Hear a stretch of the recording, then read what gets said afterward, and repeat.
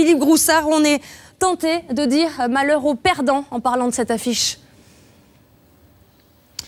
Ça ressemblait déjà à un match charnière entre le 12e et le 13e, avec des Bordelais qui alignaient la meilleure équipe possible et des Bayonnais qui avaient repositionné Scott Spedding au poste d'ouvreur. Bref, ça s'annonçait comme un match passionnant, avec des Bordelais qui allument la première mèche avec ce ballon pour Blair Connor. Blair Connor qui est pris, mais pas assez pris, parce qu'il réussit à s'échapper et il met une première fois la panique dans la défense de Bayonne. Il est finalement repris avant les 22 mètres, le soutien d'Adams, mais ça se termine par un en avant.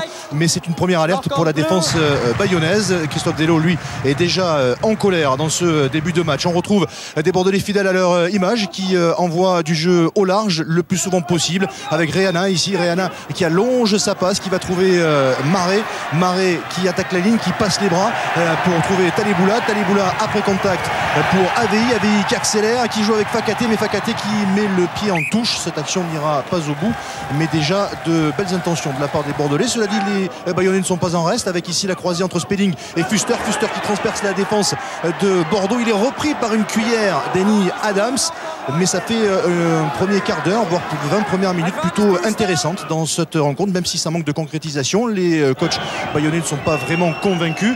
20 premières minutes qui finalement vont se résumer à un duel de buteurs, avec Martin Bustos Moyano pour Bayonne qui va passer 2 pénalités.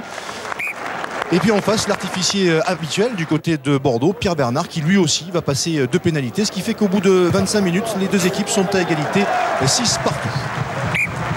Et juste après cette pénalité de Pierre Bernard, on va retrouver les Bayonnais avec cette touche jouée rapidement par Marvin O'Connor. O'Connor qui oublie un petit peu Fonoua. Du coup, il se retrouve bloqué un petit peu seul. Le soutien tarde un petit peu du côté bayonnais. Du coup, les Bordelais vont en profiter pour récupérer ce ballon sur ce roc. Et puis, tout de suite, on envoie le ballon au large avec Larkin, retour intérieur sur Julien Ray qui trouve une brèche. Et Félix Le Bourris qui se présente à hauteur pour le premier essai de cette rencontre. Il est en faveur de l'Union Bordeaux-Bègles. L'essai qui ne sera pas transformé, mais ça fait 11-6 pour Bordeaux dans cette première période. Tout le travail de Julien Ray qui aura fait un très bon match au cours de cette soirée et qui offre ce ballon à Félix Le Bourris.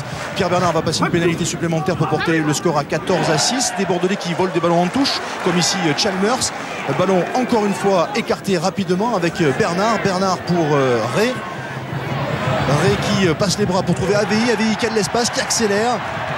Il est repris juste sur la ligne des 22 mètres. Il a le soutien de Bruce Réana qui lui est plaqué. Et sur ce ruck, les Bayonnais vont se mettre à la faute. Des Bayonnais régulièrement sanctionnés durant ce premier acte. Pierre Bernard lui passe 3 points supplémentaires, ce qui porte le score à 17-6 à la pause. 11 points d'avance pour Bordeaux. Les supportrices bayonnaises sont plutôt inquiètes. Elles attaquent là la deuxième phalange. Début de seconde période. Après une pénalité réussie par Pierre Bernard, le score est de 20-6. Les Bordelais encore à l'attaque avec ce ballon pour Connor qui trouve une brèche dans la défense de Bayonne. Il a Julien Ray au soutien. Ray qui est repris, mais passe après contact pour Clarkin pour Le Bourris qui commet un an avant alors que l'essai était tout fait. Toute la déception de Félix Le Bourris avec au départ la percée de Marvin de Blair Connor. Des Bayonnais qui vont se retrouver en infériorité numérique pendant 10 minutes après un carton jaune infligé à Dwayne Hart. Et les Bordelais vont en profiter en supériorité numérique pour se présenter devant la ligne d'en-but de Bayonne. Bayonne qui recule, qui résiste, qui essaie de résister avec ce ballon donné à Madol. Madol qui est pris à 1 mètre de la ligne, mais le ballon va être ramassé par Touetou qui franchit la ligne pour aller marquer le deuxième essai de ce match en faveur de Bordeaux qui creuse l'écart au score pour mener 27-6 à l'heure de jeu. Des Bayonnais complètement dominés dans cette seconde période qui n'iront pas une seule fois dans les 22 mètres adverses sur l'ensemble de la seconde période. On retrouve les Bordelais quasiment sur la même action devant la ligne d'en-but des Bayonnais avec ce ballon qui tarde à sortir. Eni Adams qui jette un coup d'œil à droite, à gauche et qui finalement sert Charles Brousse pour le 3e essai de l'Union Bordeaux-Bègles, l'essai du bonus offensif. Bordeaux qui au final s'impose 34-6, mission accomplie avec ce bonus obtenu durant cette seconde période. Toute la joie de Raphaël Ibanez et du staff de Bordeaux. Ça fait 5 points de prix au cours de cette soirée face à un concurrent direct. Et la bonne opération pour les joueurs de l'Union Bordeaux-Bègles. C'est Bayonne qui reste englué du coup dans la zone rouge. Une nouvelle contre-performance qui agace fortement son 3e ligne. Écoutez Guillaume Bernade à l'issue de cette rencontre au micro de Christophe Miedouget. Il n'y a pas grand-chose à dire, on a ce qu'on mérite. Voilà, on est 13e du top 14. On prend 34 points chez le 12e. Alors qu'on devait gagner, on était venu pour gagner, il était nécessaire qu'on gagne, vu notre début, pour se rattraper du métro Racing et de nos vilains déplacements, tout simplement. Voilà, il n'y a rien à dire.